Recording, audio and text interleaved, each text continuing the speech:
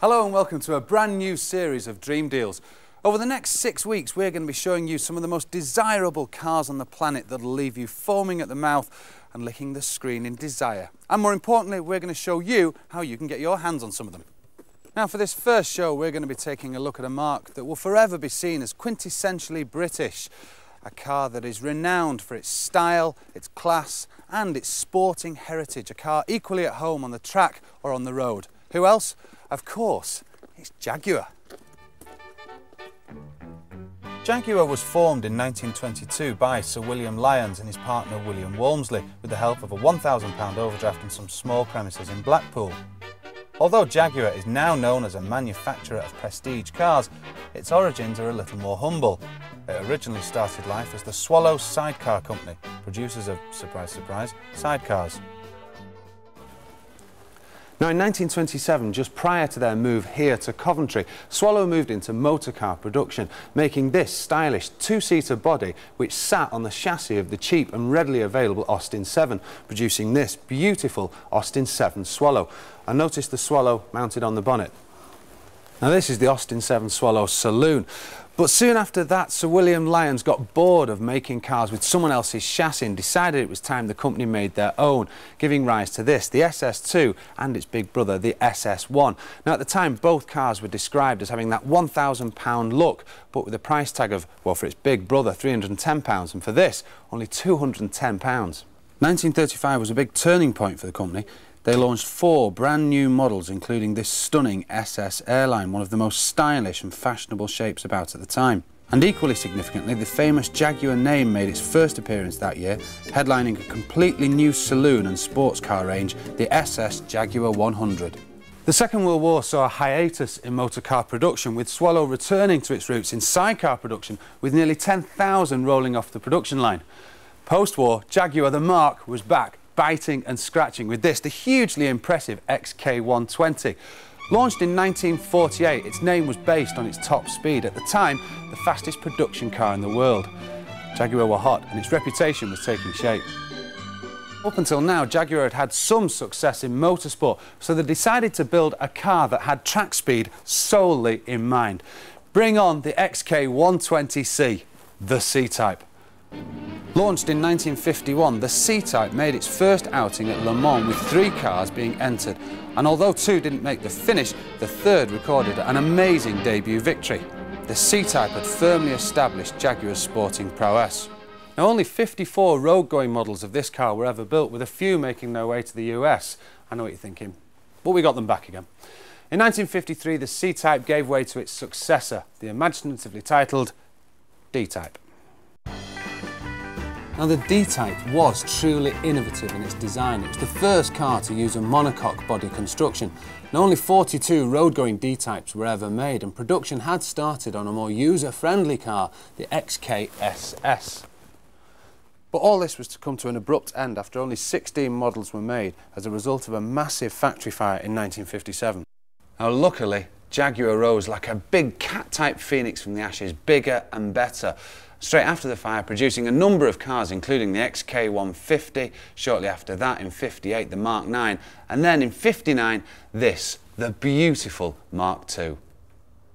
Now this car with its 3.8 litre engine, overdrive, wire wheels, is clearly one of the later models, and it is unmistakable for its appearances in classic films and TV such as With Neil and I, and the one that everyone thinks made the car famous, Inspector Morse. Now, of course, pre-Morse, the car was already famous. Just now, my Aunt Molly can point and go, "Ooh, it's Inspector Morse's car." No, the Jaguar Mark II was hugely successful for Jaguar. And you can forget Morse, Wagner and Oxford. Those guys are in danger of giving this car a good name, because this car was loved by the bad boys too. Any self-respecting cocker-knee gangster worth his pie and mash wanted to be seen in this car, governor. Made for getaways and chases, it was truly quick for its time. Jaguar had a range of new features on the car, including for the first time disc brakes as standard. Now the Mark II came with a range of engine sizes, 2.4, 3.4 and 3.8 litre engine. But the first and most prevalent was the 2.4 litre, which doesn't sound that big considering the size and weight of the car. but it was sufficient to get the car from 0 to 60 in about 12.5 seconds and on up to 100 miles per hour. Now this was 1959, remember. The Mark II also established Jaguar's reputation for luxury and performance at an affordable price. The entry level for the Mark II price was only £1,800. And look at this beautiful wooden dashboard made from real wooden trees and a stunning, comfortable leather upholstery. Now, of course, the Mark II is seen as an all-time classic. So in case you're tempted, and I think I am, here's Ian Royal with a guide to what to look for in the Mark II. The Achilles heel of the Mark II is the bodywork, as it is prone to corrosion. Make sure you get it checked out because the repair bills could be astronomical. An easy way to check it is with a magnet. If it sticks to the body panel, then you know it's metal under there. If it falls off, chances are your Mark II is full of filler. As long as this is okay, the rest of the car is mechanically sound. Do, however, give the engine a run out to see if it's still tight, as lots of these cars will have been driven hard in early life. With cult car status, something the Mark II can definitely claim, comes high demand. But don't worry, because that doesn't mean that prices are out of reach. A base Mark II that requires some restoration will set you back between £7,000 and £8,000, while a fully restored car in concours condition would be yours for between £28,000 and £30,000. The Mark II continued to be made until 1967, but in '63 Jaguar introduced the model that was to ultimately replace it, the S-Type. But in the meantime, they wanted to flaunt their sporting prowess with the introduction of, and just when you thought it couldn't get any more sexy, the E-Type. There is no other car, let alone Jaguar, like it, period. No car epitomised its time more, no car offered the same combination of style, performance and pedigree. Launched in 1961 in Geneva to a swooning, quivering public, it was 14.5 feet of sex on wheels, with its blistering performance, clean lines and at the time high-tech specification. You can forget the Beatles and Stones, I think this car was responsible for a decade of free love. Now, all right, I'm getting a bit carried away, but this car is as much a 60s icon as any film star, politician or pop star. It was capable of 150 miles per hour. It'd get you from 0 to 60 in 6.9 seconds, and its aging 3.8 litre six-cylinder engine that was in the original, not this V12 of course, was old but still phenomenally powerful, giving you 265 brake horsepower. Now this car is the last one ever made. It's probably worth in excess of, well, £500,000, which is the very reason why no one's given me the keys. The whole E-Type is well over 15 feet long. And from the windscreen to the tip of the bumpers alone is well over 6 feet long. The whole thing has to allow for the curvature of the Earth's surface. And the grille, that's so famous, they've had to cosmetically transplant that onto the modern XK8. Of course, over the years, up until its demise in 1974, Jaguar made lots of changes on the Series 2 and 3. It is, in short, the most famous of classic cars. Instantly recognisable, desirable and surprisingly enduring, as so many still remain. But there are pitfalls, of course. So here's Ian Royal with a guide to buying your own E-Type Jag. One thing that many people don't realise about classics like the E-Type is that they need to be driven to keep them in good order. Just using them for 3 weeks in the year and then sticking them in your garage for winter is a definite no-no. There are so many seals and valves that will gum up or go brittle over time that when you come to restart it, your engine will simply give up. Parts are expensive. You pay a premium for the parts. I mean, you can get everything for the car in the Midlands. If you went to the likes of Martin Roby or any of them companies, they would actually make your car. If you had an ID, if you had a car that was in just a heap of rust in a corner and give them the ID to it, for the right money, they would make your car. But obviously, it's a premium, you know. Remember that many E-Types have been restored, so get the car checked out by a specialist to avoid any nasty repair bills. In terms of buying an E-Type, prices vary greatly depending on condition. We've seen a 1972 model for £18,500 and a 1974 V12 for £31,000. Well, that's all for part one. Join us in part two and I'll be looking at some more classic Jags, and I'll be playing with one big pussycat and 400 horses. See you in a couple of minutes.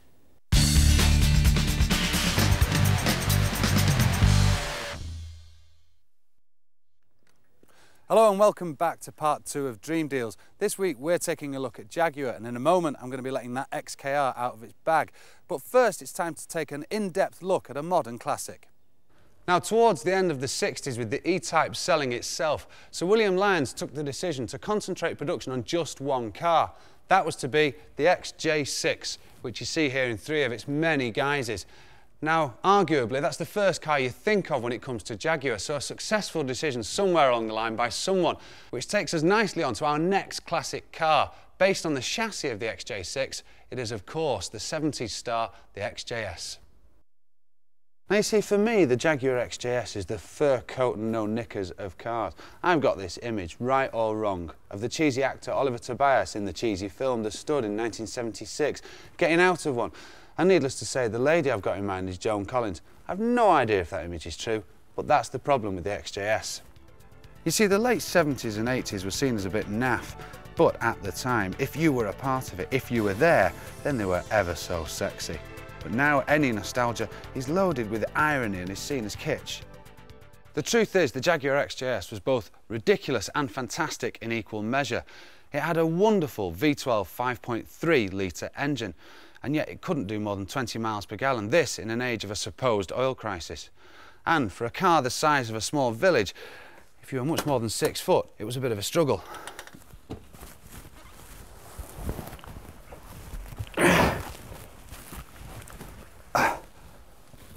See what I mean? The first car was launched in 1975, but it wasn't until 1983 that this particular cat went topless. And even then, not completely. American market rules dictated that it had to have roof bars. But then eventually in 1988, it went fully convertible. Now, this is undoubtedly the sexiest of all the XJSs, but looks even sexier like this. And incidentally, you've got the best angle of the XJS there, always side on. Now, the XJS is, was and will be a truly modern classic, but don't be so easily seduced. There are high running costs. So here's Ian Royal with a buyer's guide to what to look out for.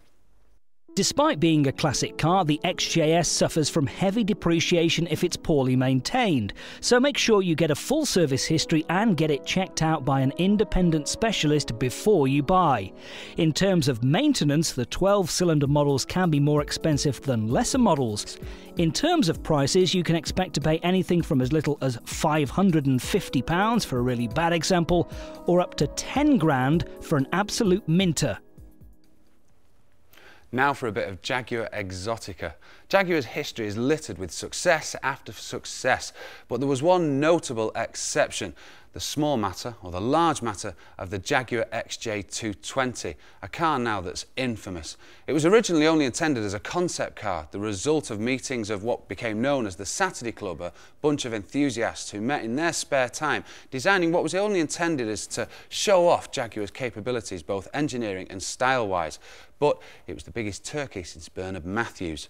In 1988, the car was first shown at Birmingham International Motor Show, and demand was so great they carried out a feasibility study whether they could make it.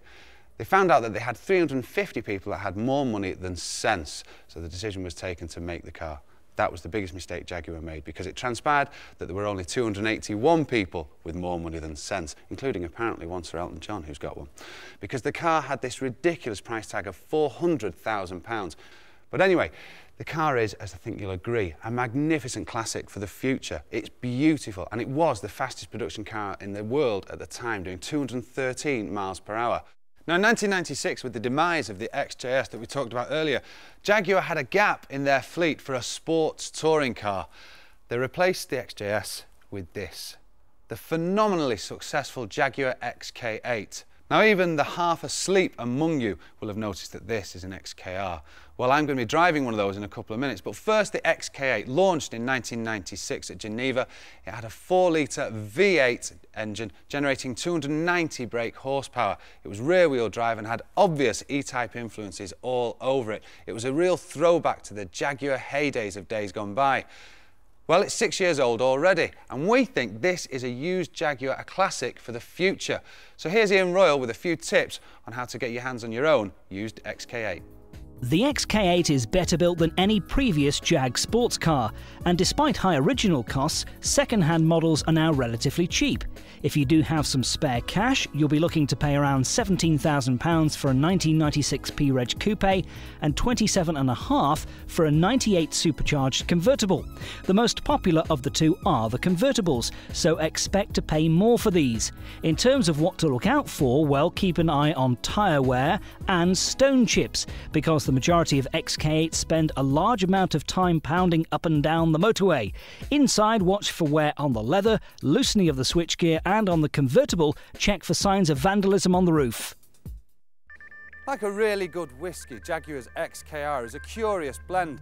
Like putting Mike Tyson in a Savile Row suit, it has impeccable bespoke styling, and with its new 4.2 litre V8 supercharged engine, it has the power to offer a knockout punch.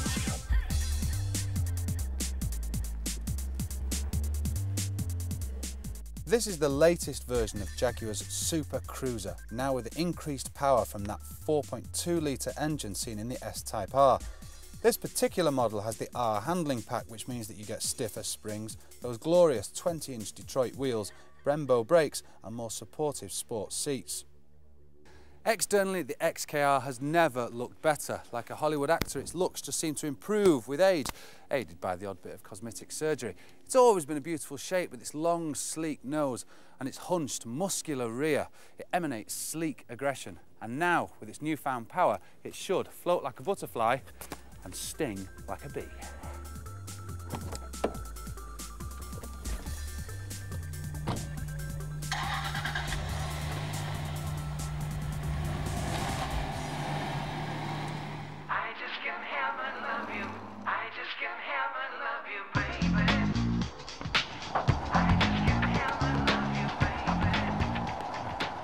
Now this car does of course belong in the cruiserweight division, being as it is so heavy, but that just makes its punch even more sledgehammer-like. Sit down while I give you some of these performance figures, because you may need a standing count at the end of it. It'll go from 0 to 60 in 5.2 seconds. It's got 400 brake horsepower as opposed to 370 in the old XKR, like it needed it.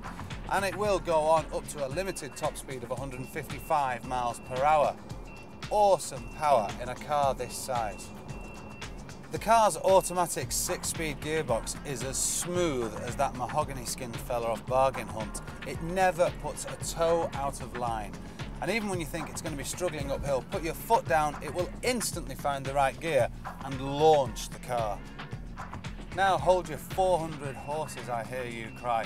Though this car is phenomenal, there's no way it can compete with the agility of, say, a Porsche 911. But that's part of the car's charm. There are plenty of areas where the 911 can't compete with this car in terms of its beauty and style. And, well, it's not a car for boy racers, it's a car for old bloke racers.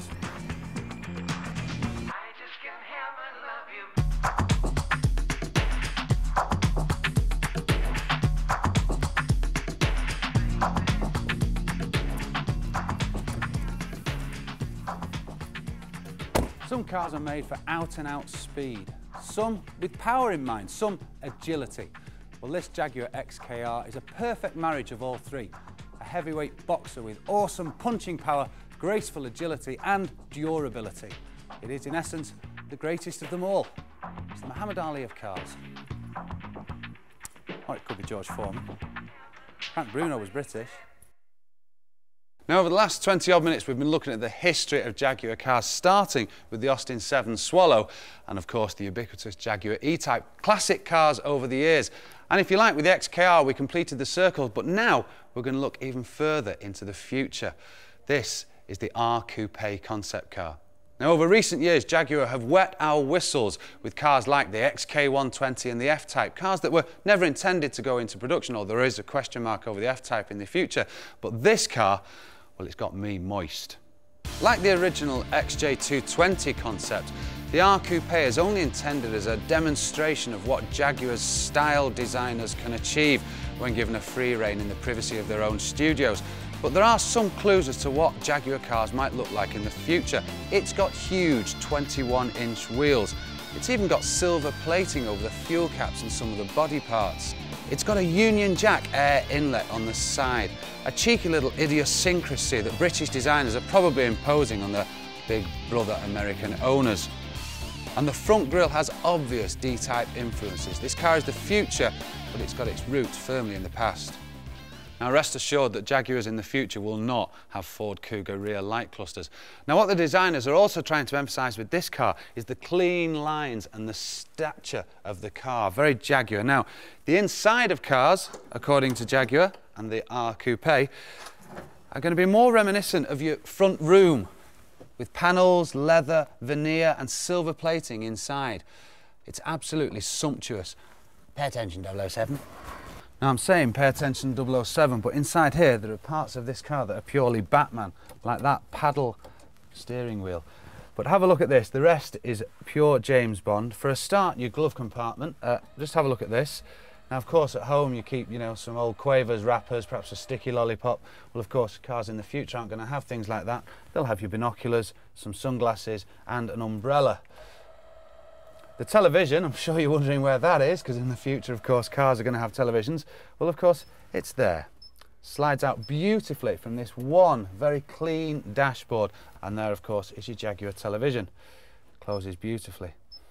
The floor in this car, believe it or not, is leather, thick hide leather. Now, I'm not sure how many cars in the future are going to have that, but it certainly is beautiful to touch and feel underfoot. And the last but not least bit of excitement is the dash lighting. Absolutely stunning. What a way to finish. The Jaguar R Coupe, a stunning car. I'm off for a cold shower. Join us at the same time next week when we'll be having some more dream deals.